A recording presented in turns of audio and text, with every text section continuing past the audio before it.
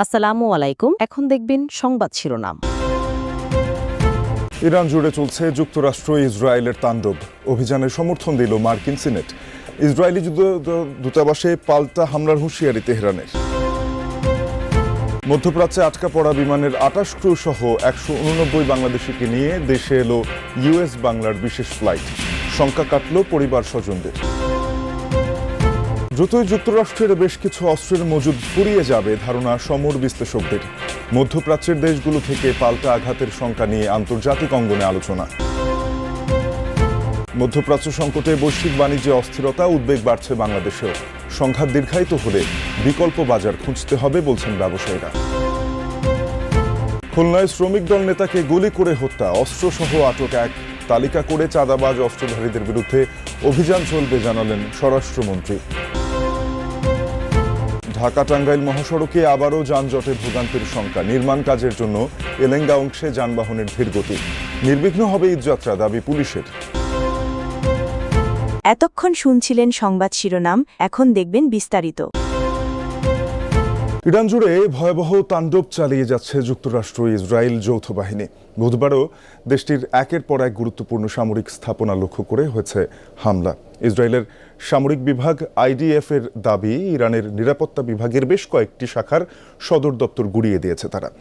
Revolutionary guards, Basij force, কুদস force ও পুলিশের বেশ কয়েকটি ইউনিটের কার্যালয় ধ্বংস করা হয়েছে।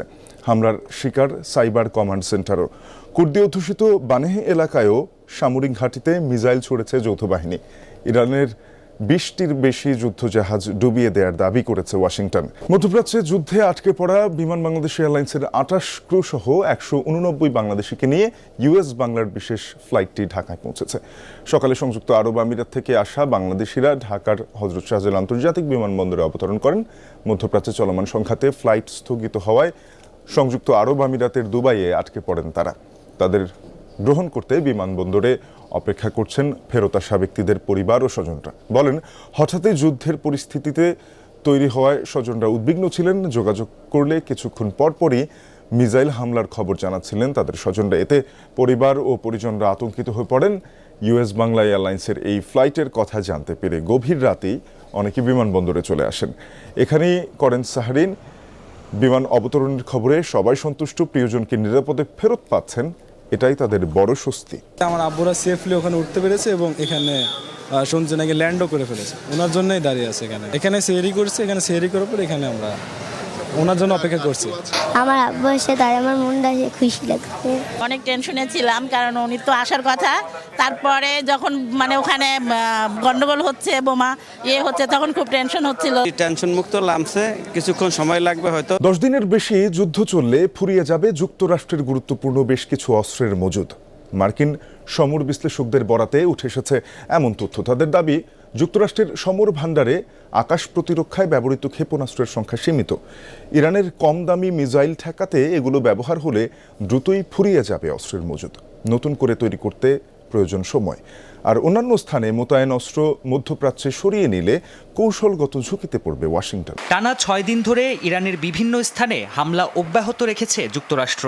মার্কিন প্রেসিডেন্ট ট্রাম্পের দাবি, যতদিন সম্ভব ইরানে এভাবেই হামলা চালানোর সক্ষমতা রয়েছে দেশটির।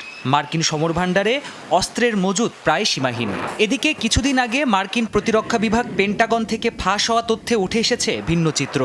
বলা হচ্ছে, ইরানের ওপর হামলা 10 দিনের বেশি চললে যুক্তরাষ্ট্রের বেশ কিছু গুরুত্বপূর্ণ ক্ষেপণাস্ত্রের মজুদ কমে আসতে পারে। বিশ্লেষকদের মতে, ইরান যুদ্ধ অব্যাহত থাকলে সবচেয়ে বেশি ঘাটতি দেখা দেবে থার্ড আর পেট্রিয়টের মতো আকাশ প্রতিরক্ষা ব্যবস্থার ইন্টারসেপ্টর মিসাইলের মজুদে। একটি থার্ড ব্যাটারিতে মোট 8টি মিসাইল থাকে। এমন মাত্র 9টি থার্ড এয়ার ডিফেন্স সিস্টেম আছে মার্কিন সমর ভাণ্ডারে। তাছাড়া উন্নত এসব অস্ত্রের নির্মাণ ব্যয় ইরানের সস্তা মিসাইলের তুলনায় অত্যন্ত বেশি। নতুন করে তৈরি করতেও বেশ সময় প্রয়োজন।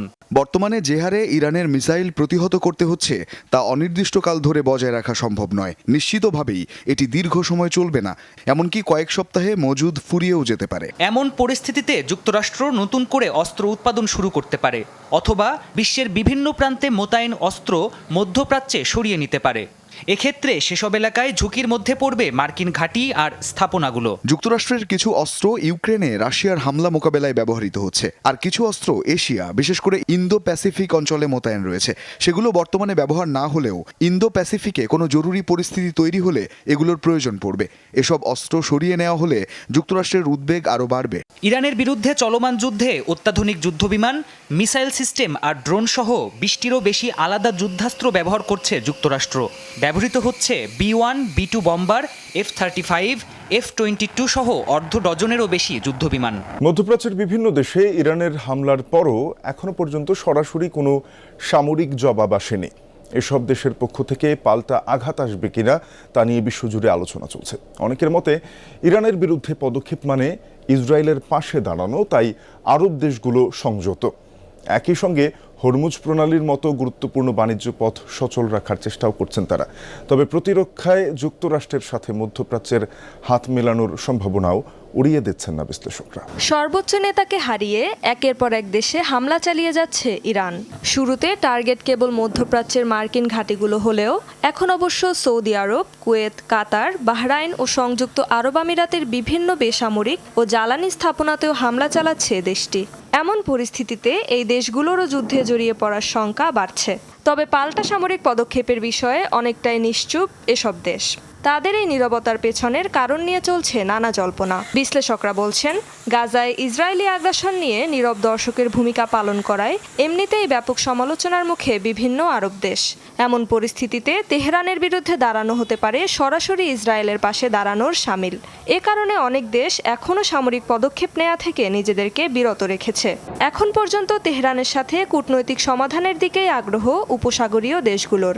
স্পষ্টভাবে জানিয়ে দিয়েছে, যৌথ হামলায় ব্যবহৃত হয়নি তাদের আকাশপথ। বিশেষজ্ঞরা বলছেন, এর পেছনের আরেকটি কারণ মূলত নিজেদের অর্থনীতি ও গুরুত্বপূর্ণ সামুদ্রিক পথ লম্বা সময়ের জন্য বাধাগ্রস্ত না করা। তেহরানের হামলায় ব্যাপকভাবে ক্ষতিগ্রস্ত হচ্ছে মধ্যপ্রাচ্যের দেশগুলোর বাণিজ্য ও ভ্রমণ খাত। চাপের মুখে ওই অঞ্চলের গুরুত্বপূর্ণ তেল ও গ্যাস শিল্প। অনেকের ধারণা, কৌশলের অংশ হিসেবে এসব খাত বাধাগ্রস্ত করছে তেহরান, যাতে যুদ্ধ বন্ধে এসব দেশের পক্ষ থেকে চাপ দেওয়া হয় ওয়াশিংটনের উপর। তবে কেউ কেউ মনে করছেন, এমন কর্মকাণ্ডের উল্টো ফল পেতে পারে ইরান। প্রতিরক্ষার জন্য এসব দেশ ঝুঁকতে পারে যুক্তরাষ্ট্রের দিকে, এমনকি তেহরানের বিরুদ্ধে জড়িয়ে পড়তে পারে সামরিক সংঘাতেও। তবে ইরানের বিরুদ্ধে সৌদি আরবের সামরিক পদক্ষেপের শঙ্কাও উড়িয়ে দিচ্ছেন না অনেক মধ্যপ্রাচ্য বিষয়ক বিশ্লেষক। কারণ এরই মধ্যে তাদের পক্ষ থেকে হুমকি এসেছে পাল্টা হামলার। এর আগে ইরানে মার্কিন অভিযানের পেছনে কলকাঠি নাড়ার অভিযোগও ওঠে রিয়াদের বিরুদ্ধে। ইরানে হামলাকে কেন্দ্র করে বৈশ্বিক বাণিজ্যে অস্থিরতা তৈরি হয়েছে। উদ্বেগ বাড়ছে বাংলাদেশেও। জ্বালানি তেল নিয়ে অনিশ্চয়তা আছে। সুয়েজ খাল ও আরব সাগরের মতো নৌ রুট সীমানায় থাকার কারণে রফতানি বাজার নিয়েও শঙ্কা কাটছে না ব্যবসায়ীদের।